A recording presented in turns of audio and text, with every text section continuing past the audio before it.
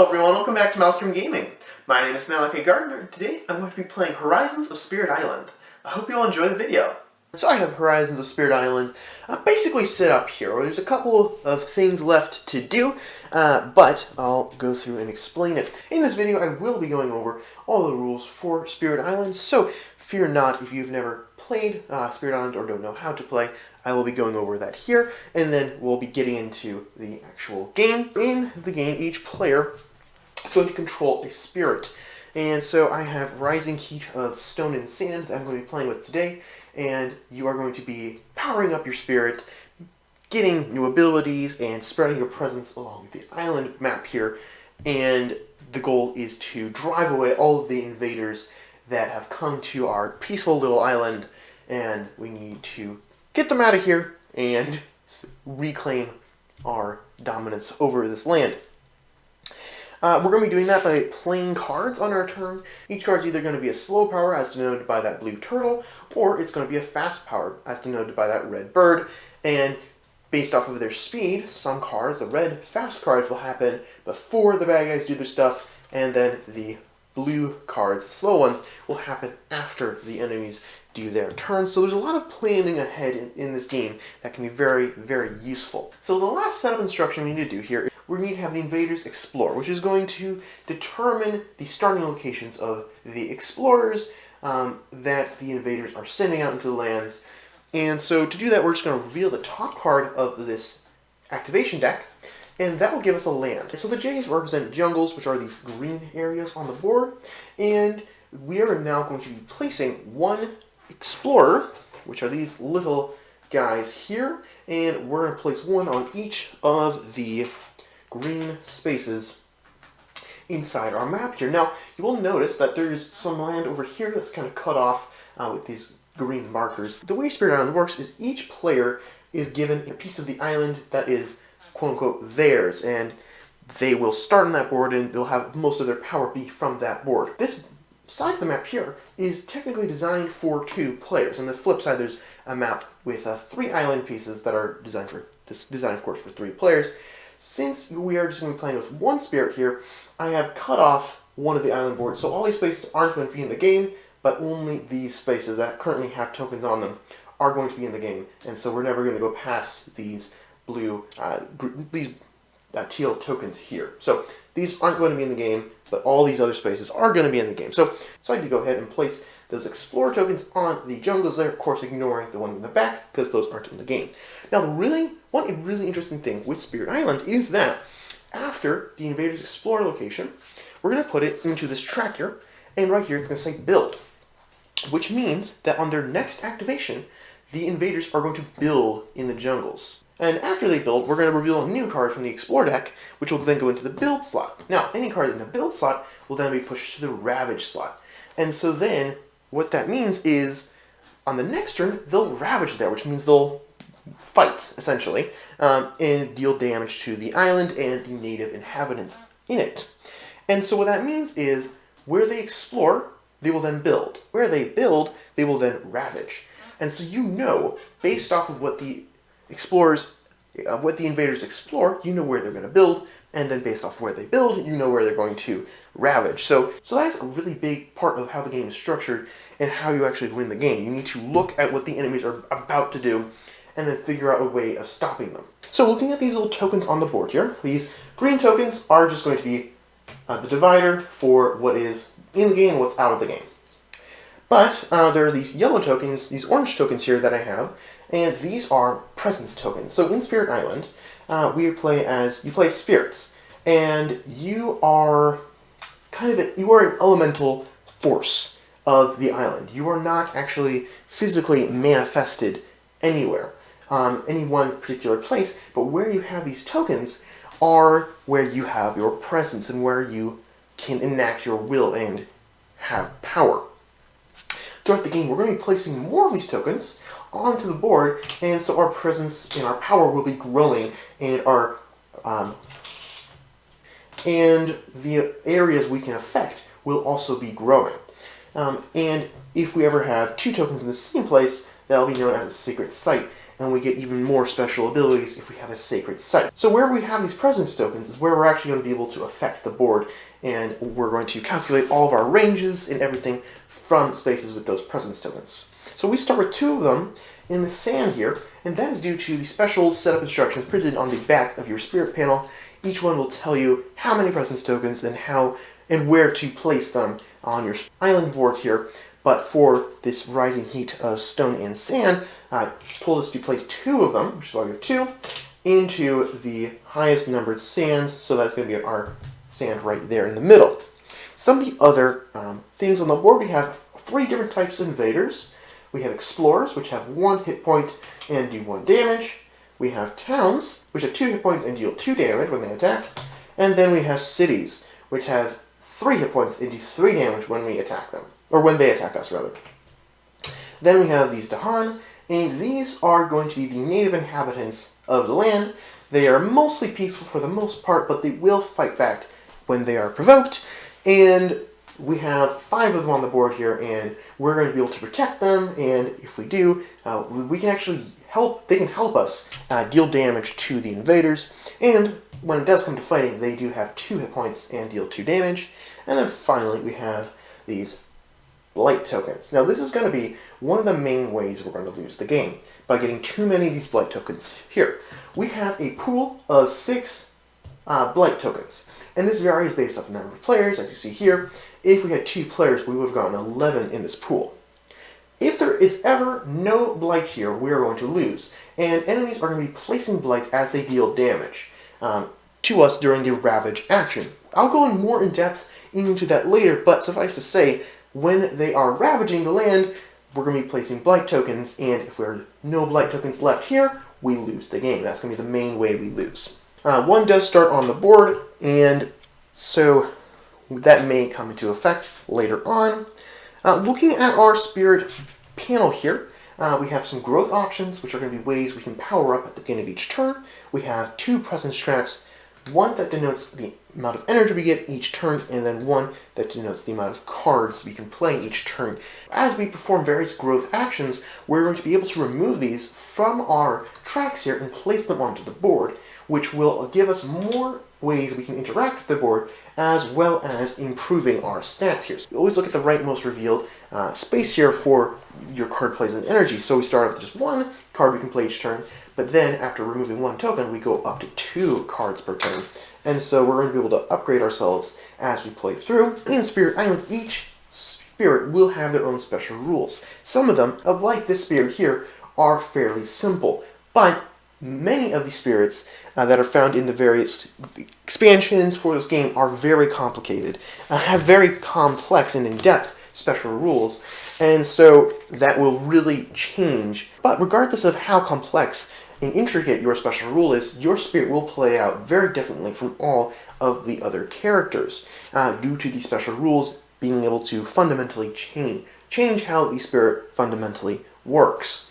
For this character here, we have our Blistering Heat special rule, which says, at your secret sites, invaders have -1 health, minimum of 1. So again, like I said, Sacred Site is where whenever you have 2 or more presence tokens in the same location. And whenever we do that, all of the enemies are going to have -1 health, which means to a minimum of 1. So the invaders are actually going to still have 1 health, but the towns will have 1, and the cities will have 2. So it'll be much easier to remove those, which is really cool. And then finally we have our innate power, and these are going to be abilities we can trigger if we've gained the prerequisite elements. And so I'll explain how we do that more in depth later, but this is an ability we always have access to if we play the right cards. And finally, we do have our 4 starting cards here based off of our spirit. These are all unique to the spirit we have here. So Rising Heat of Stone and Sand is the only character who's able to get these cards here. But there are 2 other decks of cards over here that we're going to be able to gain from later on, and we'll be able to gain minor powers and major powers that will be able to enhance our character as we play. So starting into the game, we have this turn order track here, and so we're going to start off in the spirit phase. In the spirit phase, you're going to be able to grow. We're going to do a growth, we're going to gain energy, and then we're going to play and pay for power cards. Starting off with the spirit phase, we're going to go into the growth. So every spirit has different options. This character has 3 options he can choose from every time he does a growth. So the first option here is we can reclaim cards, which means if we had any cards in our discard pile, we could add those back to our hand. We can gain a power card, which is gaining a card from one of those 2 decks I just showed you, and that'll go into our hand. We can play it for the rest of the game. And then the last thing here is we get 1 energy. Energy, which we do get passive income, currently of 1 per turn, but we can upgrade that. Energy is how we're going to pay for all of our cards. Each card will have a resource cost up in the top left corner there, and we need to obviously pay those resources in energy before we can play the card. So gaining energy is always nice. The second option will allow us to have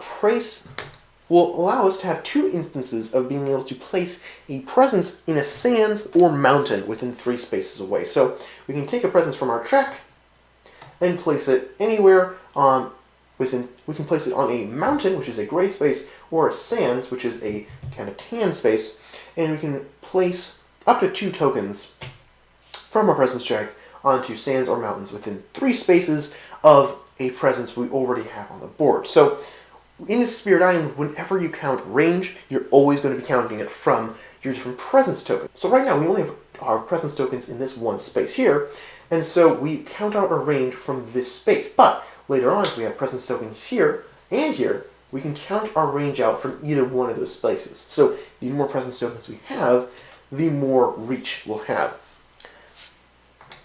And of course, as we remove presence tokens from the track, we will also be getting more and more powerful. So you really, really want to be putting out as many presence tokens as possible. It'll just be really beneficial to you in the long run. And finally, we can gain a power card, add a presence, and gain 2 energy. So those are all the 3 options we have. Every turn we'll be able to pick one of them. For starting out, I think I'm going to go and go with the second option here. So I'm going to place 2 presence onto sands or mountains. And you may pick the same space for those 2 placements or different places. So you're always going to be taking tokens away from the leftmost side of the track there that still has tokens. So we can take it from this place here or this one here. Taking it from the top track will generally give you more resources per turn, and taking it from the bottom track will give you more card plays. So I think what I'm going to do is I'm going to go for a balanced approach at the moment and take 1 away from each, revealing a second card play and an Earth Elemental icon. That means that now, instead of just being able to play 1 card per turn, we'll actually be able to play 2 per turn, which will be very beneficial to us. And then this right here gives us an Earth element that we can use to activate different innate abilities that we might have. So I'll be able to place both of these, and I'm going to put them right here, because this means, now since we have 2 of those, it's a sacred site, and now this guy has -1 hit point, -1 health, and so we can take him out with just doing 1 damage to him. Since we've done our growth action, we're now going to move on to gaining energy, and so we're going to look at the number of energy icons we get each turn, and so we're up to 1, and so we're just going to gain our 1 energy and set it over here. We're going to gain our energy and set it right here, and we will be able to use this to pay for different cards we play, which is the next phase. So now we can go through our hand and we can play up to 2 of these cards.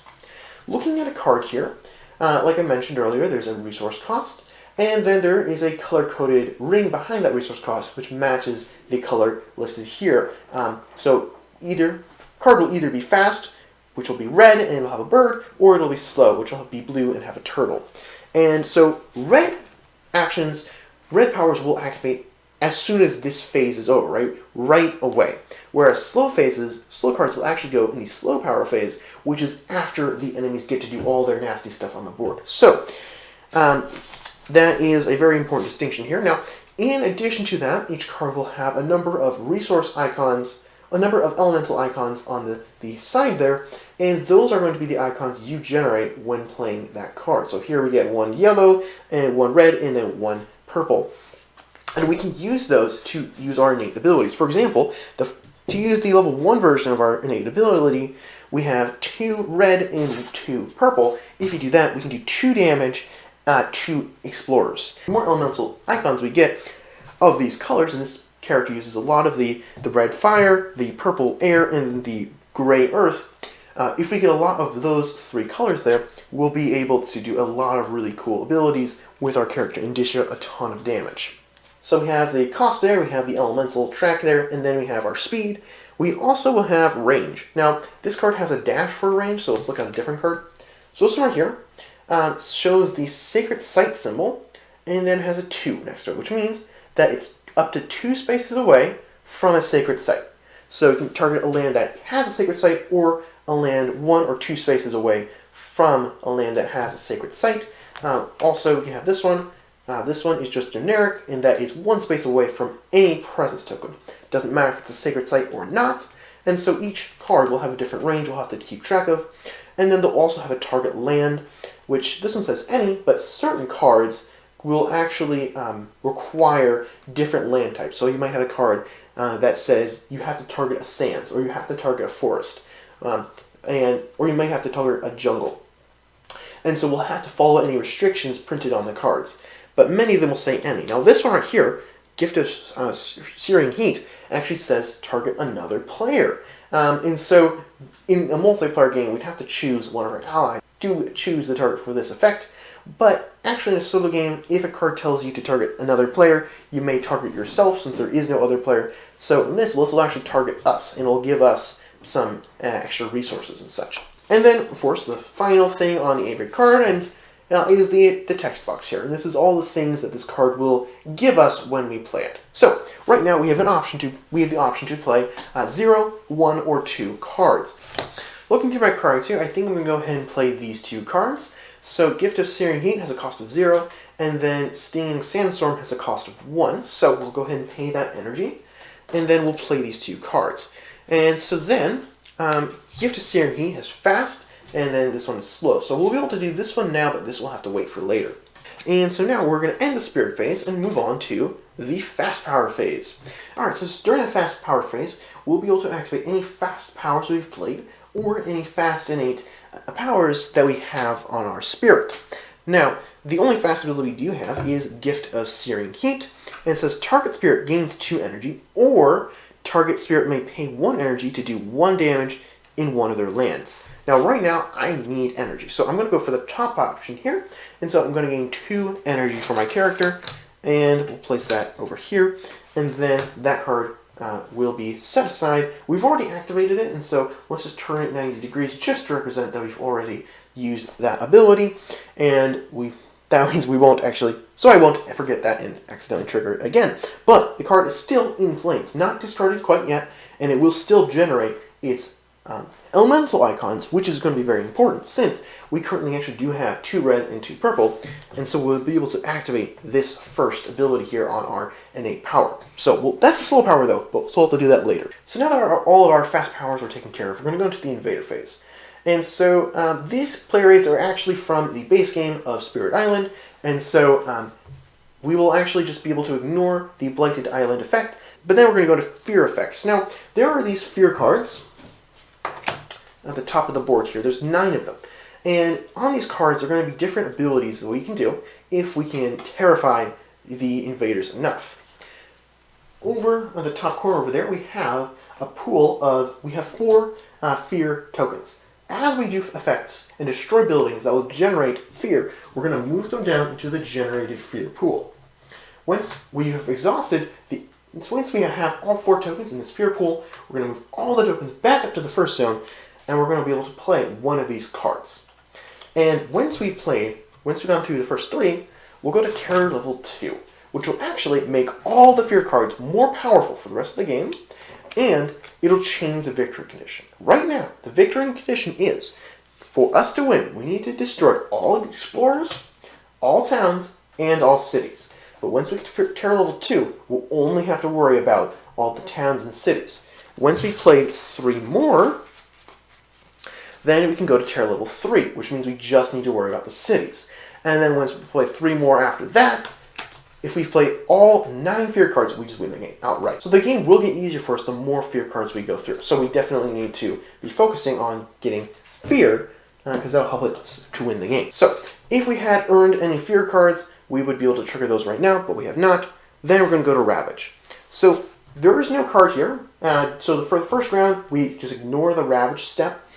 But right now, but if we did have a card there, any invaders in the land with the matching card would then be attacking. So they would fight, they would do a bunch of damage, and then the Dahan, if they're present, would be able to fight back. I'll explain that in the future when that is relevant, but for now we'll skip that, and we'll go to the build phase. So, for building, for this round, we're going to be doing in the jungle. So all the green spaces are going to build.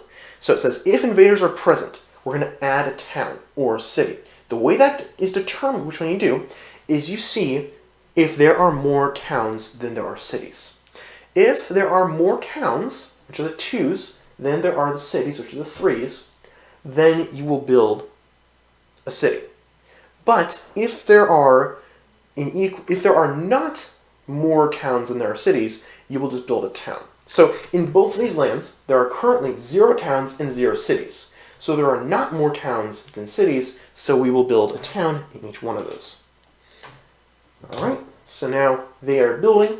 After the build phase, we're going to go on to the explore phase. And so we're going to draw the top card of the deck here. Now we've already done the explore. So now the build phase is over. We're going to go to the explore phase. Now, I've already showed you one of those, so we'll go ahead and draw one of these cards here. It's sands. So then we'll add one of these explorers to any of the sands. Now, an important little note with exploring is that the explorers have to come from somewhere. They can't just magically appear in the island. So when the invaders would explore into a land, you will first have to check to see if there is an adjacent town, city, or ocean. If there is, then they will just go ahead and explore. So for this one right here, it's adjacent to both the ocean here as well as the city. So we can place one here. For this one, it is not adjacent to the ocean, but it is adjacent to both 3 cities and 3 towns and a city. So we are able to explore there. So you can strategically cut off some spaces from being explored, which will greatly help you win. And just for adjacency to the ocean, you will notice that there's a big old cliff on the side here. So these spaces are not adjacent to the ocean, which is potentially going to be very important. So since we've done our explore here, we're going to move the build to the ravage space, and the explorer is going to go to the build phase. So next turn, we're going to ravage in the green, and then we're going to build in the sands. Alright, finally, we're going to, so we've done our build, we've done our advancement invader cards, then we're going to go to the powers phase. Now we're going to go to the slow powers phase. So we're going to be able to do all of our powers here. So Scorch with Waves of Heat, which is our innate power here. For the first level we've unlocked, we can do 2 damage. We can target a land within 1 space of a sacred site, and we can do 2 damage, but we can only target invaders. Or we can only target explorers. So we can't target any of the buildings, just the explorers. Stinging Sandstorm says you can gather up to 1 of your presence, which means we can, in the land we target, we can move 1 of our presence tokens from an adjacent land into that land. Which is good because our character is very good at placing presence on the gray and yellow spaces, but not very good on placing it on the other 2 colors. And so this will help us to move our presence around. And then we can generate 1 fear and do 1 damage. And so let's go ahead and we're going to target this one. We'll use this ability first. So we're going to deal 2 damage, but we can only target explorers. We're going to target this land right here. Since we do have a sacred site here, we can target that. And we're just going to take out these explorers. And the reason I want to do that is because the invaders can't build in a land where they don't have explorers. And so even though the build action is slotted to happen in the sands next turn, as long as there are no explorers, or if there's no other invaders in that land, they can't continue to build there because there's no one to build. So by taking out that explorer, that means that I'll prevent them from building here, which will then prevent them from ravaging there. So that is why I did that, and that should help quite a bit in the future. Alright, then we can finally do this one, so we can choose where we want to move our... so we can choose where we want to target it, and then we can move someone into that land. We don't have to move them, since the card says gather up to 1 presence. So we don't have to if we don't want to. We can just go ahead and do the damage. But I'm thinking I may want to gather someone up. So I'm going to target this land right here, and so I'm going to gather 1 presence from my sands right there and bring it into the jungle. And then I'm going to deal 1 damage to the Explorer here.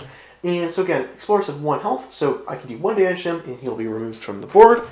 And then I can gain 1 fear because of this card effect there. So we'll move that down here. So we'll get 3 more fear. Down there, we'll get a fear card. Now, a very important thing to note is there's a reward for taking out the towns and cities. If you take out a town, we will be able to gain 1 fear. If we take out a city, we'll get 2 fear. And that represents the invaders starting to get kind of terrified of us as we are destroying all of their settlements. So, that is a very good thing to do because we want them to be afraid of us so that they just leave. That's really what we want. We don't want to kill them all, but we want them just to get out of here. So, anything we can do to make them more afraid of us will be good. Alright, so then that is all of our slow powers, and so now we're just going to go to time passes. So what that means is we're just going to discard all the cards we played, and now we're going to move on to the next round. So we're going to start back over with the growth phase, and I think I'm going to go for the second option again, and I'm going to go take 2 presents from the top, and that now reveals a number 3, so now we're going to be able to get 3 energy passively instead of just 1, which is great. We're going to place these over here on this space right here, so we'll be able to start affecting that side of the board, and then we're going to gain our 3 energy, and we're going to be able to play our cards. We only have 2 cards left, and so I think I will just go ahead and play those. So that's going to cost me 3 energy total. And then let's go ahead and move on into our fast powers. So right here, this is our only fast power, and we can choose a land within 2 spaces of a sacred site. We generate 1 fear, and then we can skip up to 1 ravage or build action in that space. And so I'm thinking about choosing this space right here, and then so I'm going to choose this space right here, and we'll just put a little marker, and then, I'll choose this space right here, and then the invaders will not ravage here. So no fighting will actually happen in this land this turn, and we'll place a little token there to represent that. Okay, so that is that. We'll gain our 1 fear. Next up, we'll go into the ravage phase. And so ravaging here, again, does not happen, so nothing bad will happen there. But ravaging will happen here. So we have 2 invaders and 2 Dahan there. And so what happens is that the invaders will deal damage first. So we have a town, which is 2 damage, and an explorer, which is 1. So it's 3 damage total. They will deal damage to both the land and the Dahan. So the Dahan each have 2 hit points, so what happens is 2 damage takes out 1 Dahan, so this guy's dead. And then the next damage will deal 1 damage to the Dahan, and we can flip him over to his damage side to show that he suffered 1 hit point. 1 damage, to show he suffered 1 damage. So if anything would do 1 more damage to him, he would also die, but they will regain all of their health at the end of the round. Then, since they're done, if an enemy, while ravaging, does 2 or more damage in the same land, which in this case it is because we've done 3 damage, they will, in addition to doing any damage to Dahan, place 1 blight on that land. And so that is one of the... So now we only have 5 more blight left to place before we lose the game, so that is something to keep track of there. But also, and this is the reason why I prevented the ravage from happening here, if blight is ever placed on a land, every player will lose 1 of their presence from that land. It will just be destroyed. So if I hadn't done that, then this guy would have done 2 damage, and even though there's no Dahan here, he still fight and do 2 damage to the land, which will be enough to place a blight here, which meant that this would have been destroyed. And so I prevented that by preventing him from attacking. Alright, then, after the enemies do their damage, the Dahan strike back, and they do 2 damage, and the players get to choose how they do 2 damage each, and the players get to choose how that damage is divvied up. Now, unfortunately, they destroy 1 of the Dahan on that space. If that guy had not been destroyed, we would have been able to do a total of 4 damage. But since there's only 1 Dahan left, we will only be able to do 2 damage. And so we will do 2 damage to this town here, since they have 2 hit points. And since we destroyed a town, we will generate, and since one town was destroyed, we will generate one additional fear. So now we just need one more fear token in order to gain a fear card. Alright, so that's all the ravaging done here. Moving on to the build, we have an explorer here. And so since that space is occupied by an invader, we will be able to place a town there. But there's no invaders here, so nothing will happen there. Finally, we're going to explore into the wetlands. And then we'll move all these cards down one space. So the wetlands will be this space and this space. For the players, we unfortunately do not have enough of elements to trigger one of our innate abilities, so we're not going to be able to do anything with that. But we do have this card here, which allows us to gather up to 2 Dahan, and then for each Dahan present, push up to 1 Dahan, town, or Explorer, town, or Dahan. This allows us to move around some of the pieces on the board, which is always very nice. So what I'm going to do is I'm going to target this space right here. I'm going to gather this into this space, and since there are 2 Dahan, I can push up to 2 Dahan, or towns, or explorers. So I'm going to go ahead and push this explorer into this space right here, and then I can push one of the Dahan if I so choose. I think I'll leave him there for now. So that'll be all of the actions on that turn. During the time fastest phase, this Dahan will regain his lost hit point. And then we can go back to our growth. So I think I'm going to choose option 1 since I have no cards left in my hand. So I'll reclaim all of my cards. So let's go back into my hand. Then I'll gain a power card and 1 energy. So we'll gain when gaining a power card, you can choose to gain a minor power or a major power. Minor powers are going to be neat abilities that we'll have, and they'll just go into our hand, and they'll function very similar to these guys here that I currently have in my hand. Major powers are really, really cool abilities, but the problem is that they're very expensive, and so they cost a lot of energy to play them. And also, whenever you would gain a major power, you have to lose one of your other cards. And so these are going to be more of an end-game sort of, let's end the game now by playing this card, rather than something we want to do on our 3rd turn here. So I'm going to gain a minor power. When doing that, you will draw the top 4 cards of the deck. You'll pick 1 to add to your hand, and the rest will be discarded. So going through here, we have 9 Root Biters, which allows us to push up to 2 towns.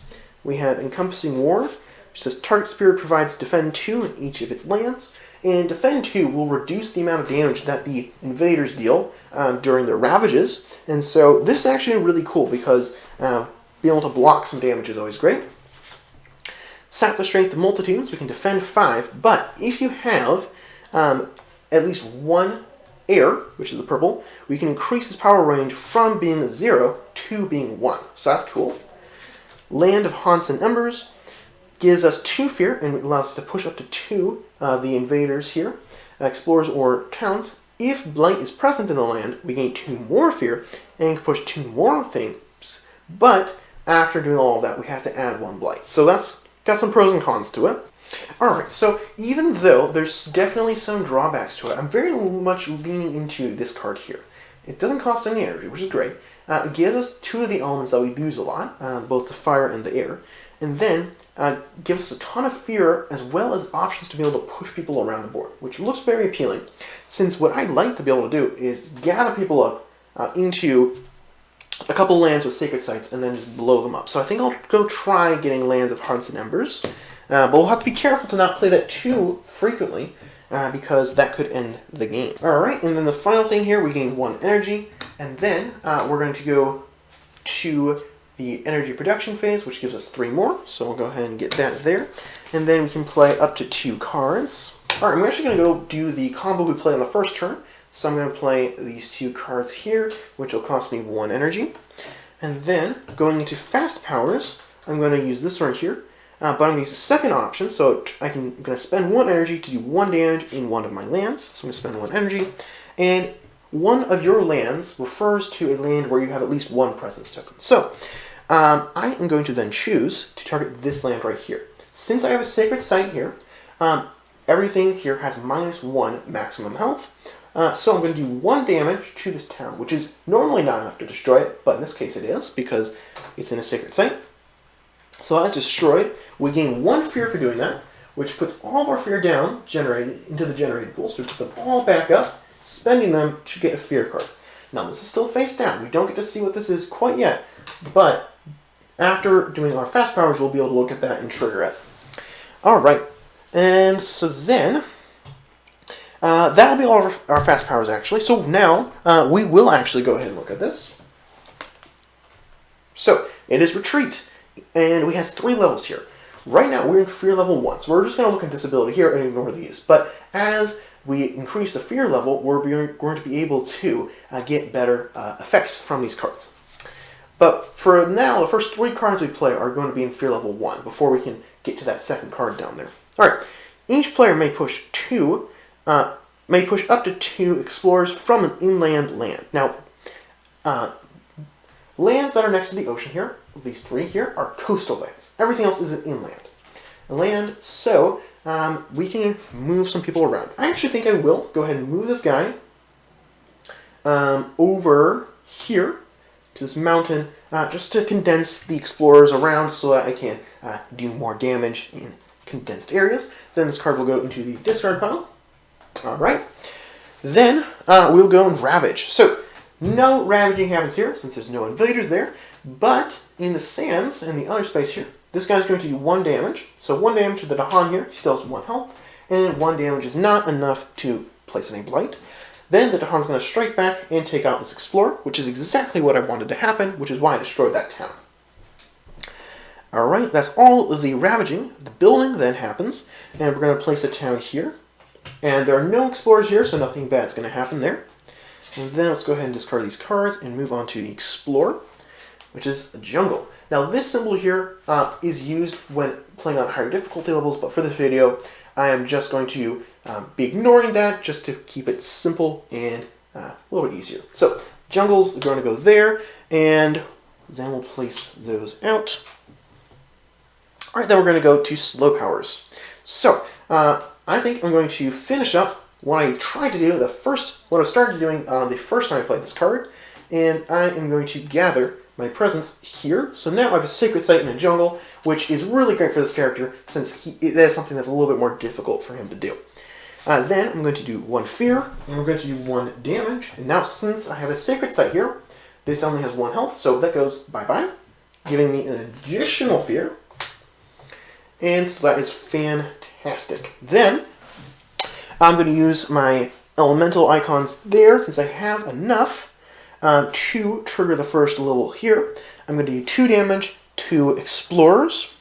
And so I think I will target this land here, just taking out that explorer, which means that he won't be able to build in the jungle there. And on his next turn, so then that will be all of my things triggered. We'll flip over our Dahan here and move on to the next round. So I think this is actually really great so far. I only have to worry about 3 areas at this point, which is great. Alright, so moving on to the growth phase. I'm leaning towards doing this again. That's working out for me, really just spreading out very rapidly. Will give me all these upgrades very quickly. Let's upgrade 2 on the bottom track, which gives me up to 3 card plays. So I can play all the cards in my hand right now, which I think I may just end up doing. Let's go ahead and place this right here. So just kind of being in the center there. Very good. And now I'm within, I actually have range of 1 from everything, so that's great. Every space on the board I can now basically affect and do whatever I want with. It's spread out enough, which is much easier to do in a solo game than a multiplayer game where you have to spread out more. But let's get on with it. So we get 3 power, so up to 7 now, which is great. A lot of energy there. And then I think I may just play all of my cards here. So that'll cost me 3, and even you can actually choose to not activate the card's abilities, but you can still end up playing it for its elemental icon. So even if I choose not to activate this ability, because I might not want to, since that will cause a blight, I think I still want to play this to be able to get these elemental icons, which will actually allow me to trigger not just the first ability here, but the first 2 abilities listed on this card. So I'll be able to do, since I have 2 fire and 2 wind, I'll be able to do 2 damage to, but only to explorers. But then, since I also have 3 fire and then 2 earth, one of them coming from this card here and one of them coming from my track here, I'll be able to do 2 damage, just generically, in that land, which means I'll be able to do a ton of damage. And that is not even restricted to just being explorers. So, that'll be very good. Go ahead and play those 3 cards. That'll be 3 energy. Moving on to fast powers, I do actually have 2 this turn. So, looking at these, again, 1 fear, and then I can skip a ravage or build.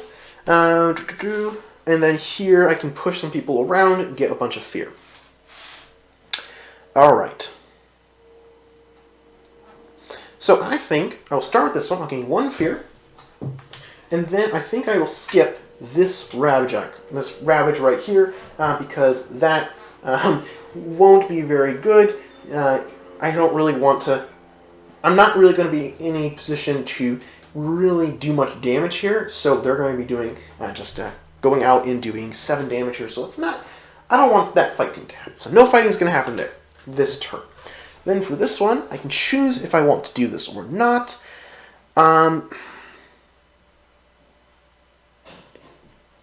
That fear is really nice, so let's try it. I don't want to do it too terribly often, but I'll do it this one time at least.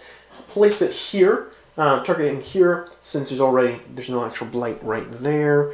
So I'll get 2 fear, which will give me my 4th one. And then we put all these tokens back up and gain a fear card. And then I will put one of those tokens, I just push back up and bring that back down for the 2nd fear gain. And there's nothing in that location that I want to push, so nothing will happen there other than a blight being placed. So now we're going to move on to the fear cards. Alright, so we still are just looking at the top ability here. So we have Fear of the Unseen. And it says, each player removes 1 explorer or town from a land with a sacred site. And just for kicks, let's look at the other 2 levels, just so you can see for context. Level 2, each player removes 1 from a land with just a presence. So sacred site, for some spirits, can be a little bit harder to do. So that makes it a little bit easier. And then this one, level 3, says each player removes 1 explorer or town from a land with a presence, or removes a city from a land with a sacred site. So that gets really powerful the higher you go up. But for now, I'm going to go ahead and remove this explorer here. And you may be thinking, well, why wouldn't you want to remove this town? Well, there's 2 reasons for that. First, the main reason is right now they're going to build in the jungle. So by removing this, there's actually not going to be any building that happens since both jungles are vacant. Secondly, when there's a difference between destroying things and removing things in this game. If you remove it, it just is gone. It's just not there. But if you destroy it, then you'll be able to generate the fear, right? And so removing towns and cities can be really good, but it's better to destroy them so you can actually generate the fear. So that is why I'm going there. Then moving on to the Explorer's phase. Nothing ravages here because there's nothing there. But then nothing ravages here because of the card I played. So we just skip that ravage action completely. Then for build, nothing happens because there's no one to actually build anything in those spaces. So we've got this board basically on lockdown, which is great. Then we're going to draw a new card, and it's Mountains. So we're going to place 1 here and 1 here. Alright. And then we're going to go on to our slow phase. And so we have our innate ability, which is going to be able to do 4 damage total, but in which we can choose 1 land to do 4 damage total. 2 of those damage has to be to explorers, and then the other 2 can just be to anything. And then over here, call on herders for aid. We can gather up some Dahan and move them around. So, what I am going to do is I am going to target this space right here.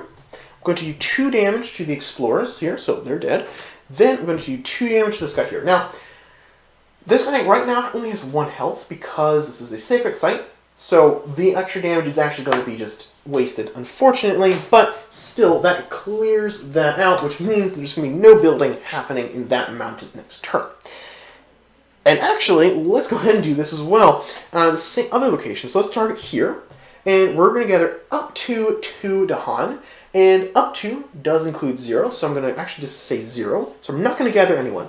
But since there's 2 Dahan present, I'm going to push this guy here, into that space. So there's only one space that actually has any bad guys in it. So all the explorers are just in a single space, meaning that next turn there's going to be no building and no ravaging. So that'll be great. And if we can just destroy everything in that space, we win. So let's see if we can do that. Alright, so go ahead, discard all these cards. That'll be the end of that turn. And I am out of cards in my hand again. I'm really burning through those very quickly. So I will have to do the first option, which is a little bit weaker, but I need to get all these cards out. So, get all those cards. I will gain a power. So let's go ahead and grab a minor power. And so we have Purifying Flame, which does 1 damage per blight. And if target land is mountain or sands, you may instead remove 1 blight. So that's cool to be able to remove it. And when you remove blight, you'll go back to the blight pool here, so we can then place it later on if need be. Song of Sanctity. If explorers are present, you push all explorers into different lands, and then otherwise just remove 1 blight. Enticing Splendor. We can gather 1 explorer or town, or push up to 2, or gather up to 2 to Han, and then Quicken the Earth's Struggles. We can do 1 damage to each town or city, or defend 10. Now this is the card I'm doing. Just looking at these, this is obviously the one we want, because we want to be able to do AoE, area of effect, damage to towns. Because if I can get a Sacred Site in there and just do 1 damage to all towns, towns will only have 1 health. As long as I have a Sacred Site in there, the towns will only have 1 health, and they'll all just blow up, and all the cities will just have 1 health left, and so I'll be able to take on very quickly. Not to mention, getting some earth and fire is also nice. So, wonderful card to pull there. Could not really... maybe there's something else that would have been great too, but that's a very good card to pull in this situation. Alright, then I would gain 1 energy, and then I just get my normal 3 energy, so I have a lot, and I can play up to 3 cards. So... this is looking great. The one thing is, I don't actually have any Sacred Sites in there, or any presence at all, so I can't affect it too terribly much. So, I'm thinking I probably want to use this to be able to pull some of my presence into there to create a Sacred Site, so I'll do that. And then, don't need this, obviously, because there's nothing actually going to happen in the Ravager build actions. I could get some more Fear, which could be good. Alright, so none of these cards are really super great in this situation, but if I can get my level 2 innate ability here, I can just do 2 damage in there, which will help. I can just start dealing some damage to those guys in there, so that'll be good. Also, not to mention, during the Explore phase, more enemies will populate the board, so I should get some cards out to counteract that. So I think I'm going to play Call on Herders for Aid, Land of Haunts and Embers, and Stinging Sandstorm. So let's go ahead and try this out. So it's going to cost 2 energy total. And I should be able to trigger both my level 1 and 2 versions of this card here. So let's go ahead and move on to Fast Powers, where we're going to do Land of Haunts and Embers. We're going to target it right here. Now, this already has a Blight, right? So we get to actually place 4 Fear total. So actually, I'm not going to move those Fear tokens at all. What's going to happen is I'm going to move 2 of them in there, reset it, and then move 2 back in there. So it's going to stay how it is. And we're just going to go up to get a new card. And that was our 3rd Fear card earned, so the tier level increases. So now that card's going to be more powerful than normal, and we can now win even if there are explorers on the board. So that's great.